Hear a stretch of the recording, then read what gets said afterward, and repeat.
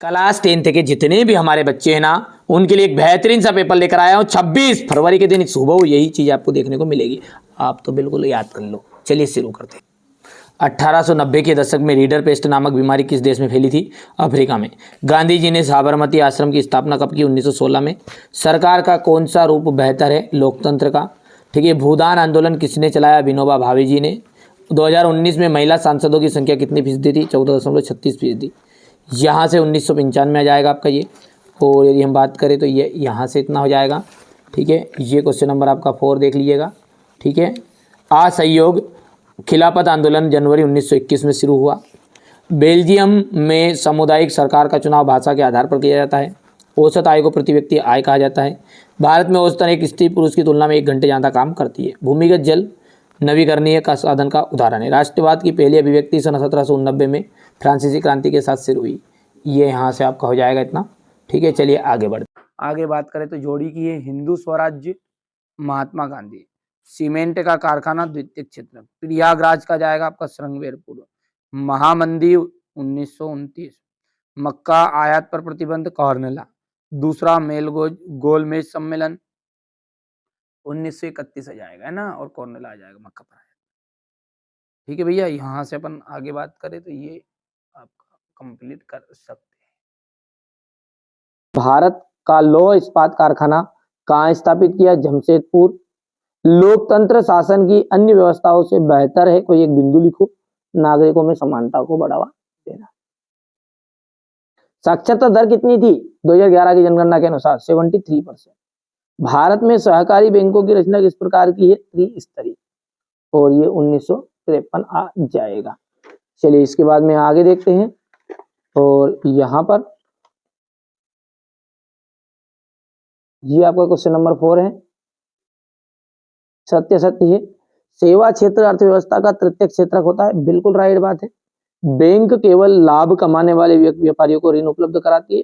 असत्य है। ठीक है। यहां से देख लीजिएगा। मार्च 1931 को गांधी जी ने इरविन के साथ एक समझौते पर हस्ताक्षर किए। बिल्कुल ये सत्य बात है। सत्य सत्य आप कर सकते हैं कंप्लीट, कोई दिक्कत नहीं है ना। अपन देखते हैं सॉल्यूशन अच्छे से। ये यहां से हो गया। पहले तो आप पेपर देखो। सबसे पहले तो क्या देखना पड़ा? पेपर, ताकि आपको अच्छे अंक प्राप्त हो। इसलिए सबसे पहले तो पेपर देखो, फिर उसके बाद सॉल्यूशन देखेंगे ना। बढ़िया से। भूमि निम्नीकरण क्या है? मृदा परिच्छेदिका का क्या तात्पर्य है? प्रारंभिक जीविका निर्भर कृषि क्या है? गहन कृषि की विशेषता है। सार्वजनिक एवं निजी क्षेत्रों में के उद्योगों में अंतर स्पष्ट कीजिए। भू प्रदूषण को नियंत्रित करने के उपाय।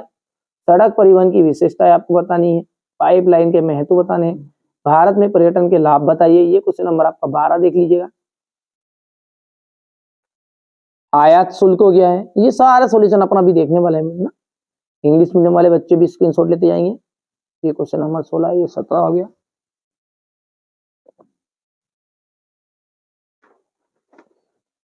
इसके बाद वन और वन्य जीव संसाधनों में किस प्रकार वितरण कीजिएगा? एकात्मक शासन के दोष बताने हैं। ये क्वेश्चन नंबर आपका 20 है। ये इसका तो ये क्वेश्चन नंबर 21 सविनय अवज्ञा आंदोलन का वर्णन। बहुजन समाज पार्टी के सार्वभौम विचार व संगठन का वर्णन करना है। ठीक है। इसके बाद में ये क्वेश्चन नंबर 22 का तो और ये 23। ठीक है। चलिए तो ये सेट आपका सी है। चलिए अब कॉपी को रखते हैं साइड में और इसका सॉल्यूशन देखते हैं। क्वेश्चन नंबर 6 से क्या है? यहाँ पर संसाधन से क्या से है? इनके हमारे जीवन पर क्या महत्व है? देखिए संसाधन का मतलब क्या है? पर्यावरण में वे सारी की सारी वस्तुएं जो हमारी आवश्यकताओं को पूरा जो मतलब क्या करेगी? हमारी आवश्यकताओं को पूरा करेगी तथा जिनको बनाने के लिए प्रौद्योगिकी का उपयोग करना पड़ता है, वो कहलाते हैं संसाधन। इनका हमारे जीवन में महत्व क्या है? आज संसाधन हमारी प्रगति के सूचक बन गए हैं। संसाधन मानव जीवन को सुखद व सरल बनाते हैं। संसाधन के कारण मानव ने अपनी बुद्धि और कौशल को बढ़ाया है। ठीक हो गया इतना? क्या बोला है मैंने कि संसाधन क्या है वास्तव में? कि वे सारी की सारी वस्तुएं जो हमारी आवश्यकताओं की पूर्ति करेगी। ये पेन, ठीक है, ये कागज, ये मोबाइल, सब कुछ ये क्या है? आपके संसाधन है जो हमारी आवश्यकताओं की पूर्ति करेंगे। और जल संसाधन, वायु संसाधन, ये सब जानते हैं आप। अब महत्व तो क्या है? ये हमारी प्रगति का सूचक है। सरल और सुखद बना दिया इन्होंने हमारे जीवन को। ठीक है, यहां से अपन देख सकते हैं। चलिए, ज्यादा कठिन नहीं है। बांगर क्या है? पुराने जलोढ़ मिट्टी को क्या कहते हैं अपन? बांगर कहते हैं। यहां नदियों द्वारा निर्मित प्राचीन मृदा है, पुरानी मृदा है, तो नाम क्या है? बांगर। नाम में लग रहा है कि पुराना नाम होगा, बांगर खांगर डांगर। ठीक है, तो ये क्या है? पुरानी जलोढ़ मिट्टी को कहेंगे अपन बांगर। यहाँ नदियों द्वारा निर्मित प्राचीन मृदा है, यहाँ स्लेटी रंग की चिकनी मृदा है। चलिए अगला देखते हैं, भूमि निम्नीकरण क्या है? भूमि निम्नीकरण का मतलब होता है भूमि के उपजाऊपन में कमी आना, अर्थात प्राकृतिक तथा मानवीय कारणों से भूमि की गुणवत्ता में कमी आए तो इसे हम कहते हैं भूमि निम्नीकरण। मृदा परिच्छेदिका से क्या तात्पर्य है? मृदा में क्रमिक क्षैतिज परतों, विन्यास और उनकी स्थितियों को दिखाने वाले ऊर्ध्व काट को अपन मृदा परिच्छेदिका कहते हैं। ठीक है, इन्हें कहते हैं मृदा परिच्छेदिका, कि मृदा में क्रमिक क्षैतिज परतों और विन्यास और उनकी स्थितियों को दिखाने वाले ऊर्ध्व काट, ऊर्ध्व का मतलब होता है हिस्सा, खड़े काट को मृदा परिच्छेदिका कहते हैं। सिंपल परिभाषा लिखा दी मैंने यहाँ पर। अब अगला है क्वेश्चन नंबर 8। क्या है प्रश्न को थोड़ा सा पढ़ते हैं। प्रारंभिक जीविका निर्वाह कृषि क्या है? देखिए, प्रारंभिक जीविका निर्वाह कृषि, यहाँ कृषि भारत के कुछ भागों में अभी भी की जाती है। प्रारंभिक जीविका निर्वाह कृषि का अपन उदाहरण देखें ना, तो ये इसका उदाहरण है। यहाँ से ये चित्र में जो दिख रहा है ना, और ये भारत के कई भागों में अभी भी कर रहे हैं। अपन ही कर रहे हैं, और कौन कर रहे हैं ना? तो अमीर खानदान में पैदा हो तो होके तो नहीं आए अपन भी गरीब खानदान के ही। ठीक है, तो ये यहाँ कृषि भारत के कुछ भागों में अभी भी की जाती है। यहाँ कृषि भूमि के छोटे छोटे टुकड़ों पर कृषि औजारों जैसे लकड़ी के हल, दाव और खुदाई के करने वाली छड़ी तथा परिवार या समुदाय की मदद से की जाती है। गहन जीविका कृषि की विशेषताएं बतानी है। इस खेती में देखिए, गहन जीविका कृषि खेती क्या है?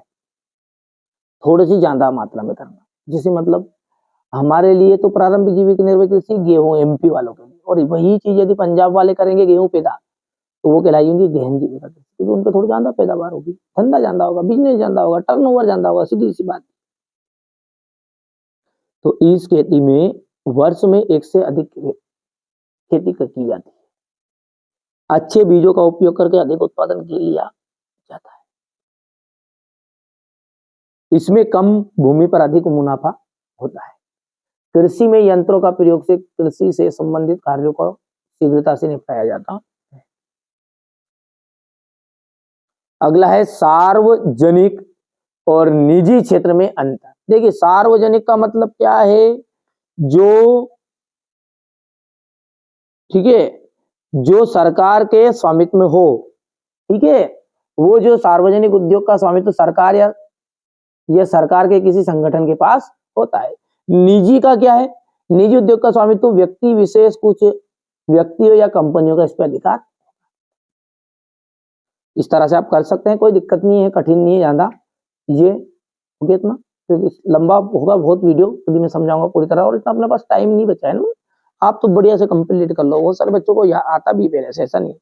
भू प्रदूषण को नियंत्रित करने के उपाय, ये देखिए हो गया। सड़क परिवहन की विशेषताएं क्या है? सड़कें उबड़ खाबड़ जगहों पर बनाई जाती है। सड़कें गांव को शहर से जोड़ती है। छोटी और कम दूरियों के लिए तीव्र गति का से परिवहन किया जाता है। पाइपलाइन परिवहन का महत्व बताइए। यहाँ जल और थल दोनों में बिछाई जाएगी। यहाँ सबसे सुरक्षित और सुनिश्चित आपूर्ति का महत्वपूर्ण साधन। चलिए, अब अगला प्रश्न है, भारत में पर्यटन उद्योग के लाभ बताइए। देखिए, पर्यटन उद्योग जो है ना, यानी कि बाहर से जो घूमने आ रहे हैं उनके लिए जो ठीक है पर्यटन क्षेत्र है, उनसे जो सरकार को आमदनी होती है उसे अपन कहेंगे पर्यटन उद्योग के द्वारा लाभ आएंगे। ठीक है, इससे हमें बड़े पैमाने पर विदेशी मुद्रा प्राप्त होती। पहली चीज, पर्यटन उद्योग से भारत में लगभग 39 मिलियन लोगों को रोजगार मिलता है। 2019 की रिपोर्ट है ये ना। पर्यटन उद्योग राष्ट्रीय एकता प्रभावित करता है। यहाँ विदेशियों को देश की ओर आकर्षित करता है, इससे स्थानीय लोगों को रोजगार मिला है। ये हो गया आपका पर्यटन उद्योग के लाभ। ठीक है भैया, बहुत ही सिंपल है और मैं कम से कम समय में आपको प्रोवाइड कराना चाहता हूँ ताकि आपको कोई दिक्कत ना हो, है ना। हमारे जो 10th क्लास के बच्चे हैं उनके पास समय कम है, और समय कम है तो स्वाभाविक बात है पढ़ना जानता है ना। पढ़ना जानता है तो इसलिए स्मार्ट वर्क करो। पहले में जो 6 पेपर दे रहा हूँ बेटा उनको सबको करो, कोई रियल पेपर नहीं है, नहीं तो आप रियल पेपर के भरोसे बैठ जाओ। बहुत सारे बच्चे जो है ना मत का मेरे जो रहता है ना उनको रियल पेपर ही चाहिए, बट रियल पेपर नहीं मिलेगा कहीं भी, है ना।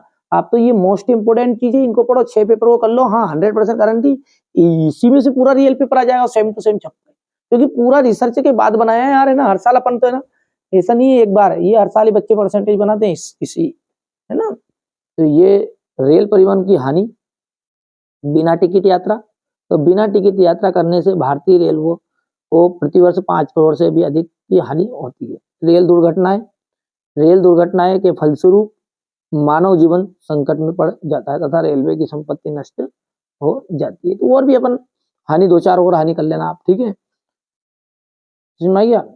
बिना टिकट की यात्रा हो गई है, रेल दुर्घटनाएं हो गई है, ठीक है, चोरी जैसी घटनाएं ज्यादा होती है इसमें, ठीक है। ये सामान की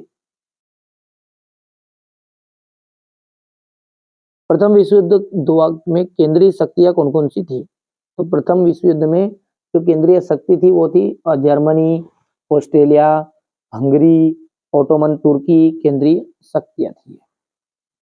द्वितीय विश्व युद्ध में मित्र राष्ट्र और धुरी शक्तियां कौन कौन सी थी? एक गुट में धुरी शक्तियां मुख्य रूप से नाजी जर्मनी और इटली थी। पहली क्या थी जिसमें नाजी जर्मनी हो गई है, जापान और इटली थी। दूसरी खेमा मित्र राष्ट्रों में ब्रिटेन, फ्रांस, अमेरिका और सोवियत संघ के नाम से जाना जाता है। आयात शुल्क से क्या आशय है? देखिए यहाँ किसी दूसरे राष्ट्र से आने वाली चीजों पर वसूल किए जाने वाला शुल्क है। यहाँ कर या शुल्क उस जगह से लिया जाता है जहां से वहां वस्तु देश में आती है, अर्थात सीमा पर या हवाई अड्डे पर। ये क्वेश्चन नंबर आपका 13 है। यहाँ पर देखिए 1840 के दशक के बाद रोजगार की स्थिति का विश्लेषण कीजिए। 1840 के दशक के बाद शहरों में निर्माण के लिए गतिविधियां तेजी से बढ़ी, लोगों के लिए नए रोजगार के अवसर पैदा हुए, सड़कों को चौड़ा किया गया, नए रेलवे स्टेशन बने, रेल लाइनों का विस्तार किया गया, ठीक है। ये सारे काम किए गए, है ना। 1840 के दशक के बाद शहरों के निर्माण की गतिविधियां तेजी से बढ़ी थी, ठीक है भैया। तो ये आप बढ़िया से सॉल्यूशन कर सकते हैं। यहाँ से आपका जी भैया कौन थे? जमशेदजी जी भैया, बढ़िया से करना है। ये क्वेश्चन नंबर 14 है बेटा, आराम से करो कंप्लीट, है ना। समय कम है वरना मैं एक एक चीज आपको बारीकी से समझाता भी सी। ये यहाँ से थोड़ा सा छोटा कर दूं ना, हो गया। क्वेश्चन नंबर जो 15 है वो आपका जाएगा मुद्रण संस्कृति के 2 परिणाम लिखिए, हो गया।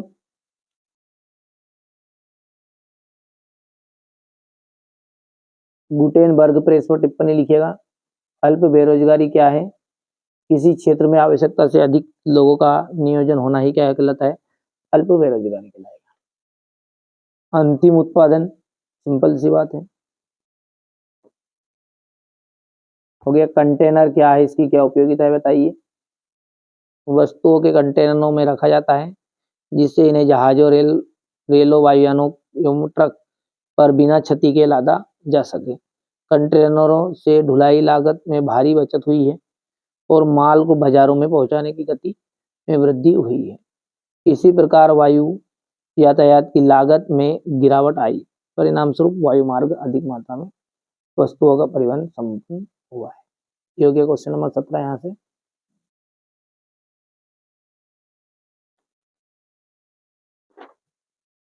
वैश्वीकरण से उत्पन्न प्रमुख समस्याएं बताइए। सभी लोगों को लाभ नहीं, ठीक है। श्रमिकों के जीवन पर संकट, ना, और क्षेत्रीय असमानताएं। तो थोड़ा अंदर पढ़ो जिसमें समझ में आ जाएगा, हो गया इतनी चीजें। क्वेश्चन नंबर 18 है वन और वन्य जीव, वन और वन्य जीव है ना।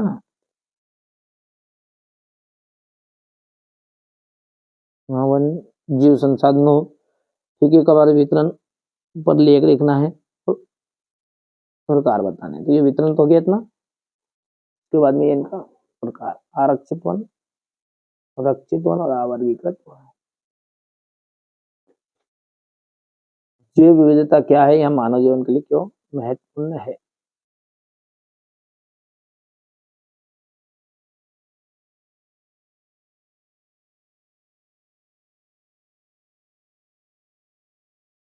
ये हो गया यहाँ से।